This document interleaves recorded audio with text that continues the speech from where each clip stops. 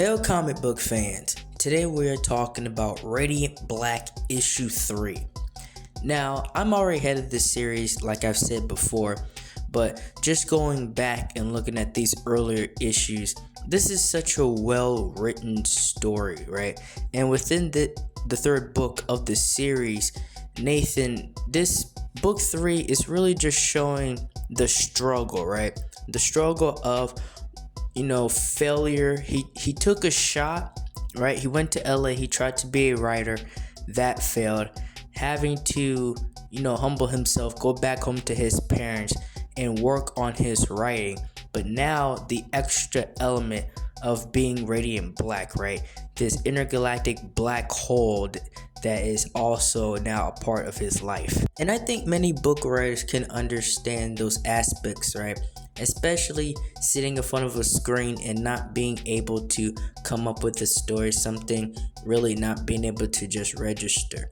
And again, he's trying to deal with that, right? He's trying to be a regular person. He's trying to have a normal life. He's trying to get his life together. But now he also has to deal with being Radiant Black, right? Being somewhat of a superhero, even though he's not a complete superhero yet. And his friend Marshall also pretty much like marketing him around. And Nathan's friend Marshall, he's such a great part of the story, right? Because as the story goes on, it's really about the both of them. But Marshall, he's that guy, right? Like, he didn't go out and take that shot. He stayed in town. But his story is a completely different route. We will see that going forward. With Nathan, he has this black hole or this machine within it that's pretty much like, from his perspective, haunting him. And it's not even necessarily a bad guy or a bad thing, right? It's just like that thing in his mind and his heart that it's just that extra layer of weight. And even when he dreams, it acts as a nightmare, right? It acts as something that he has as conflict with his mind. And I feel like that's such an interesting part of the story. It's such an interesting thing to add into the story itself, right? But it's not just, I got this power, now I can do all these cool things. No, this is now a major factor in my life on top of everything else, right?